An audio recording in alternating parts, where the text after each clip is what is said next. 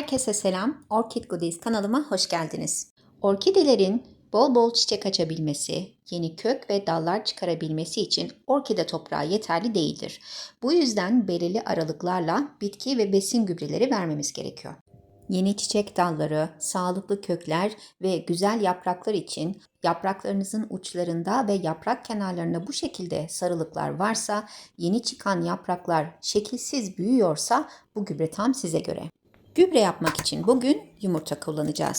Yumurta, kalsiyum, fosfor ve B12 vitaminleri sayesinde çiçeklerin hızla büyümesine yardımcı olur. Yumurta kabuğunun içindeki zarı çıkardıktan sonra yumurta kabuklarını güzelce yıkayın ve kurutun. Sonra bir poşet içerisinde biriktirebilirsiniz. Ben elimle küçülttükten sonra ikinci aşamaya geçiyorum. Yani yumurta kabuklarını sterilize ediyorum. Yumurta kabuklarının zarını soymak ve bu şekilde kavurmak, saksı içerisinde oluşabilecek sineklenme, böceklenme ve bakteri oluşumunun önüne geçmek içindir. Bugün sizlere yumurta ile hazırlayabileceğiniz 2 tarif vereceğim. Lütfen her aşamayı dikkatle takip edin. Yumurta kabuklarını soğuttuktan sonra kabukları blenderda toz haline gelene kadar öğütüyorum.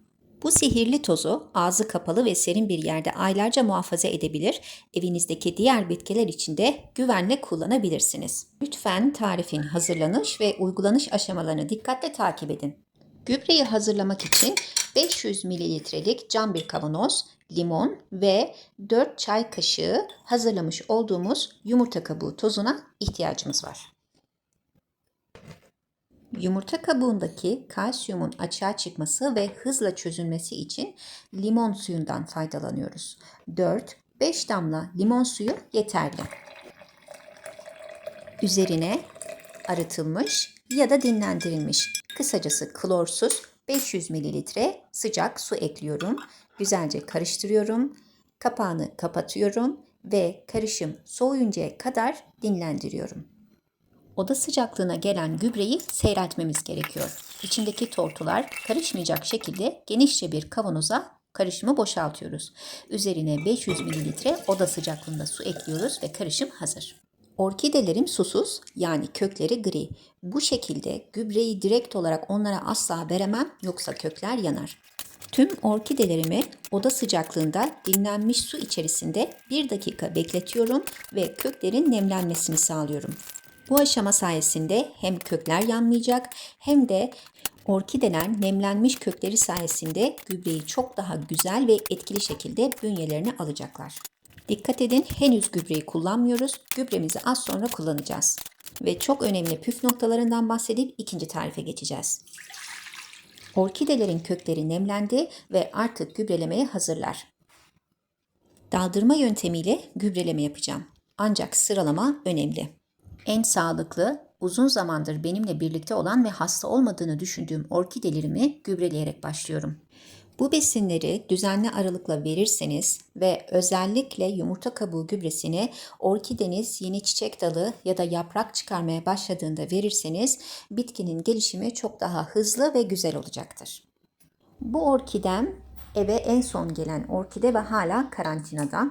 O yüzden en son gübrelediğim orkidem bu. Kökleri henüz saksı altına kadar inmediğinden ona kaşıkla gübre vermeyi tercih ediyorum. Sizler de dilerseniz her orkide saksısı için 5 yemek kaşığı gübre verebilirsiniz. Ben gübreyi verdikten sonra saksı altında biriken suyu tekrar böyle hızlıca saksı üzerinden döküyorum. Bu işlemi birkaç kere tekrarlıyorum ki kökler dibe kadar inmediğinden gübreyi yeteri kadar alabilsin.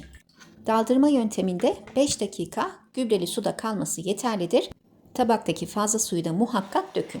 Bu arada desteğiniz benim için çok önemli. Sorularınızı sorun, muhakkak detaylıca cevaplandırıyorum. Sağlıklı orkideler için yaprak temizliği de çok önemli. Eğer orkide yapraklarında böyle tozlar varsa yumurta kabuğu gübresi suyuyla güvenli bir şekilde yaprak temizliğini yapabilirsiniz. Yaprakların altına ve üstüne bu sihirli suyu spreyleyin. Orkideler yapraklarıyla besin alırlar ve gözenekler açıldıkça çok daha sağlıklı, güzel olurlar. Bu sihirli suyu 30 dakika kadar yapraklarda bekletmenizde hiçbir sorun yok. Ancak dikkat, köklenmesini beklediğiniz herhangi bir orkideniz varsa su kültüründe ya da yosunda asla yapraklarına sprey yapmayın. Kökler gelişmediği için suyu tolere edemiyorlar ve mantar olabiliyorlar. 30 dakika sonra kuru bir koton diskle yaprakları altlarını ve üstlerini dikkatlice silin ve kurulayın. Yaprak aralarına ve taç yaprak ortasına dikkat edin. Kesinlikle nemli kalmasın, yoksa orkideniz günden güne çürür ve hastalanabilir.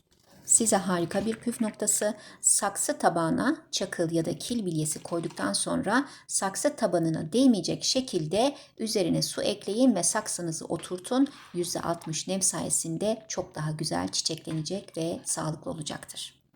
İkinci tarife geçiyoruz ama önce kanalıma abone olmayı, bol bol yorum yapmayı, videomu beğenmeyi ve paylaşmayı unutmayın. Desteğiniz benim için çok önemli. Sorularınızı sorun, muhakkak detaylı bir şekilde cevap veriyorum. Ben yumurta kabuğu tozuyla uğraşamam, daha pratik bir şey olsun diyorsanız kahvaltı için haşladığınız yumurtaların suyunu asla dökmeyin. Bir orkide için 2 haşlanmış yumurtanın suyu yeterlidir. Yumurta suyunun kesinlikle oda sıcaklığına gelmesine dikkat edin. Tüm bu gübreleri ayda bir orkidenize vermeniz yeterlidir. Bu orkidem tüm tomurcuklarını açtı ve artık gübreleme için hazır. Ona uzun zamandır bir gübre vermemiştim ve şimdi yumurta kabuğu gübresiyle onu güzelce destekleyeceğim. Önce köklerini nemlendiriyorum ve köklerin hafif yeşile döndüğünü görünce saksının nem ortamı da iyi olduğu için gübreleme aşamasına geçiyorum. Daldırma yöntemi de uygulayabilirsiniz. Ancak ben bu orkidem için 5 yemek kaşığı haşlanmış yumurtanın suyunu saksıya koyuyorum. Bu arada kanalda tomurcuklu orkide bakımı ile ilgili harika bir video yayınladım. Onu da izlemenizi şiddetle tavsiye ediyorum. Yaprakların temizliğe ihtiyacı var. Yaprak arasına peçete koyarak yaprakları bu yumurta kabuğu suyuyla spreyliyorum ve 30 dakika dinlendirdikten sonra peçeteleri üzerinden alıyorum. Koton bir bezle güzelce yaprakları kuruluyorum. Bir diğer yöntem olarak sprey yerine yine nemlendirdiğiniz pamukla yaprak temizliğini yapabilirsiniz. Eğer orkidenizin yaprakları büyürken bu şekilde şekilsiz büyüyorsa ya da yaprakların uçlarında, kenarlarında böyle sarı renkler, sararmalar görüyorsanız orkidenizin kalsiyuma ihtiyacı olduğunun en büyük işaretidir. Muhakkak bu gübreleri yapın. Evet, bugün sizlere birbirinden güzel 2 tarifle orkidelerinizi nasıl çiçeklendirip sağlıkla büyütebileceğinizi gösterdim. Videomu beğenmeyi, paylaşmayı, yorum yapmayı ve bana destek için bol bol beğeni atmayı unutmayın. Bir sonraki videoya kadar hoşça kalın, sevgiyle kalın.